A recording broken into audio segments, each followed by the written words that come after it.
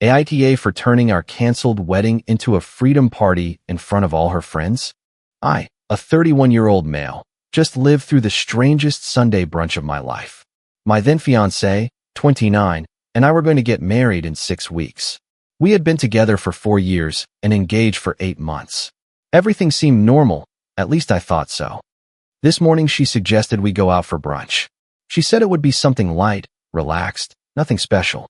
I accepted without thinking much of it. We are at the restaurant, mimosas flowing, everyone laughing. The conversation revolves around the bridesmaids' dresses when suddenly she goes completely silent. It is not just any silence. It is a heavy silence. The friends notice it. "Are you okay?" asks one. My fiancé takes a deep breath, looks at me, and says, "I need to say something." 1,000 possibilities go through my head. I thought maybe she was pregnant or wanted to change the wedding venue. None of that. I can't do this anymore. I'm going to call off the wedding. I don't love you anymore. Just like that. Dry, direct, in front of the 3 friends at brunch with the server literally arriving with my eggs Benedict. The friends are in shock. One puts her hand to her mouth. Another lets out a gasp. "Oh my God, are you serious?" I sat there for about 10 seconds trying to process. Then something weird happened. I felt calm. Truly calm. "Thanks for your honesty," I said. I extended my hand. "The ring, please." She blinked in confusion. "What?" "The engagement ring is mine. Or rather, it was my grandmother's. I want it back." The friends watched everything as if they were watching a live reality show. She slowly took off the ring and put it in my hand. I put it in my pocket. I stood up. Well, this changes plans. I was going to host a wedding reception in 6 weeks. Now I'm going to throw a liberation party. Same place, same buffet, same open bar. You guys are still invited. The friends laughed, thinking I was joking. Then I finished. "Oh, and about the wedding expenses, the $15,000 in deposits that you insisted on because you are an independent and modern woman are now all yours. Good luck with that." The laughter died instantly. Her face went white. "I'm also going to need you to move out of my apartment before the end of the month since you refused to sign the lease." "What?" she asked in shock. "Everything is in your name. The venue, the buffet, the photographer, the flowers. Remember? You insisted. You said it was important for your independence and to build your credit score.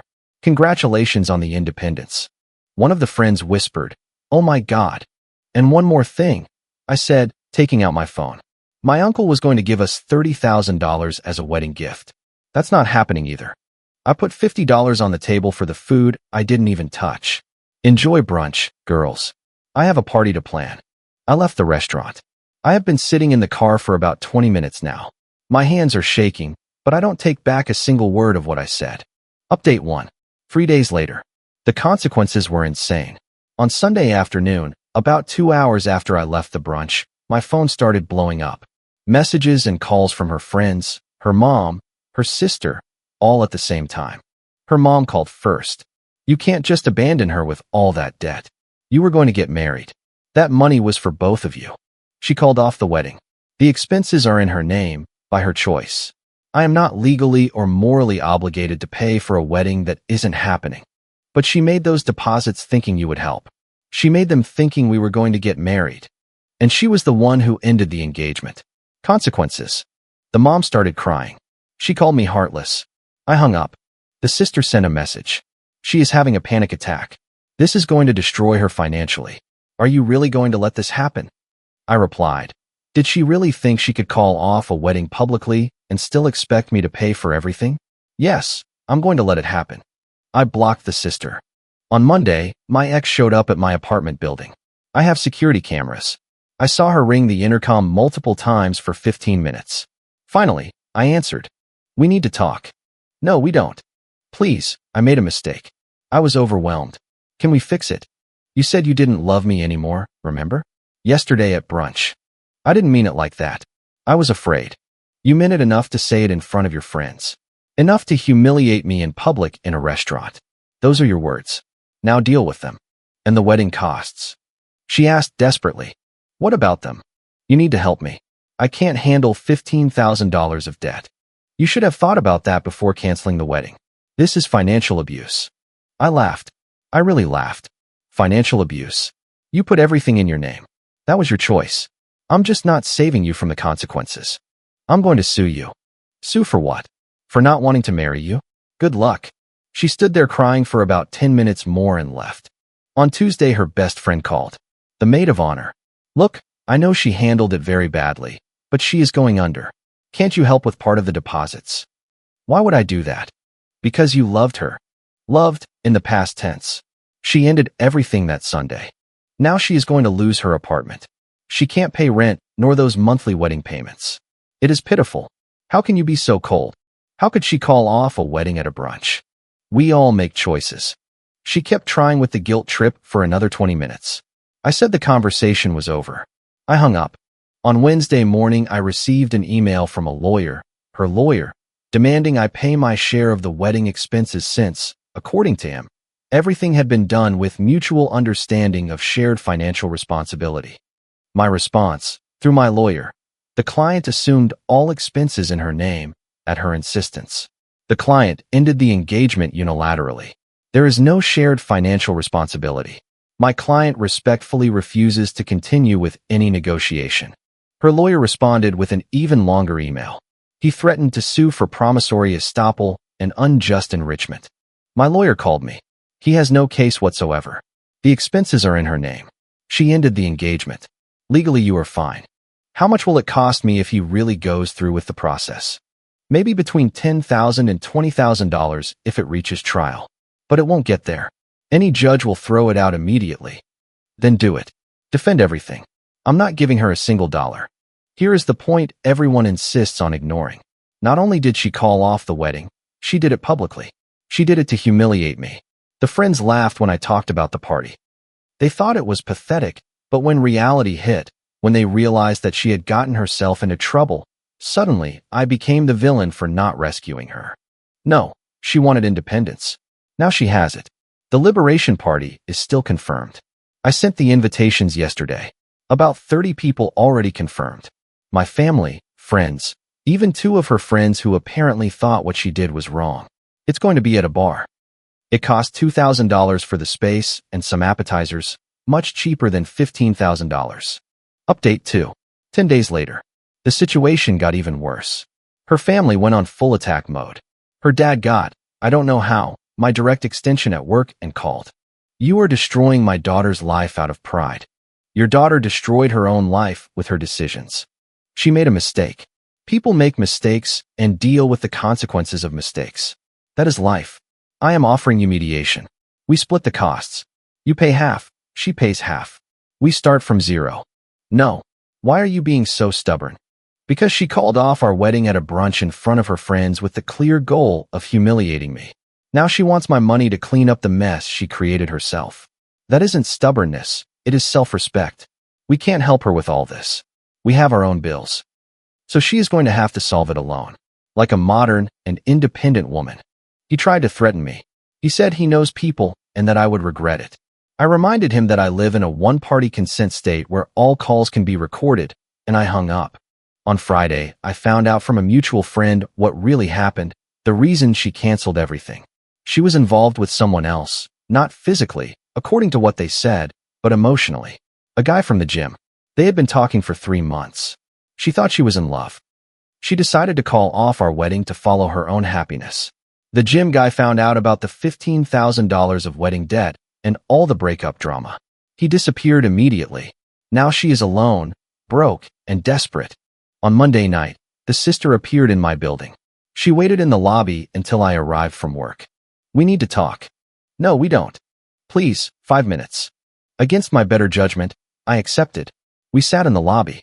She is finished. She lost 25 pounds. She can't sleep. Debt collectors are already calling. It is pitiful. She knows she made a mistake. She knows she hurt you. But this punishment doesn't fit the crime. What punishment? I'm not doing anything to her. I'm just not saving her from her own decisions. Could you help? Do you have money? I have money. Yes. Money I am saving. Because I wasn't the one who called off my own wedding and got into unpayable debt. She thought you would always be there for her. I was until she left me publicly at a brunch. Funny how that changes everything. And the $30,000 from your uncle. Can't you ask him to give them anyway? I looked at her. You want me to ask my uncle for $30,000 to give to my ex-fiancée, who called off our wedding to pay her debts? You are delusional. Completely delusional. You are being cruel. I am being fair. She made choices. Adult choices. Now she faces adult consequences. I stood up. It's over. Don't come back here. She started crying in the lobby. I went up to my apartment. On Tuesday, I received a Facebook friend request from the gym guy. The same one she left me for. Out of curiosity, I accepted. He messaged me instantly. Bro, I had no idea she was engaged. She said she was single. Just wanted to let you know. No worries, thanks for the info. She is calling me nonstop, saying you ruined her life. I didn't call off the wedding. Yeah, I figured. She is too intense, bro, good luck with all that. And that was when I had absolute certainty. I dodged a bullet. I unfriended him right away. Done with the guy? Wednesday was the day of legal escalation. Her lawyer filed a formal lawsuit. Breach of promise, unjust enrichment, and intentional infliction of emotional distress. The full package. My lawyer didn't flinch. It is a nuisance suit. She is desperate. We are going to ask for dismissal, and we will probably win. How much will it cost me if it moves forward? Something between $15,000 and $25,000 if it reaches trial. But I doubt it. The facts are terrible for her. Do whatever is necessary. I'm not going to yield a single dollar. On Thursday night, my ex managed to get into the building. Someone held the door for her. She started pounding on my door screaming, "Open up. We need to talk." I called building security. They escorted her out. She screamed the whole way saying I was destroying her life and that she had rights. Afterwards, the building manager called me. Sir, this is already documented. She is officially banned from entering here. If she tries again, we call the police. Thanks. He laughed and asked, Can I ask what you did to her? I didn't marry her. Friday was the day to plan the party. Final list, 32 people confirmed. We sent the sign to be printed at a local print shop. I dodged a bullet. Time to celebrate. My mom asked if I was sure, if it wasn't too heavy. Mom, she called off our wedding at a brunch in front of her friends. They laughed when I said I would throw a party. Now the party is going to happen. This isn't cruelty, it is consistency. My dad sighed. He thinks I am handling this very well. Thanks. The party was the next day. Final update. 2 weeks later. The party happened, and it was perfect. The 32 people showed up, friends, family, co-workers, and even 2 of my ex's friends who sought me out in private to apologize for not noticing how badly she handled everything. The sign was a hit. I took a photo with everyone in front of it. Open bar, good food, sincere laughter. My best friend made a toast to our friend who not only dodged a bullet, but a whole platoon. And for having the backbone necessary not to pay $15,000 for the privilege of being dumped at a brunch, everyone applauded. I uploaded some photos to social media. I didn't tag her, I didn't mention her name, just celebration photos. She saw them. I know because her mom called me the next day. Furious. How dare you humiliate my daughter publicly?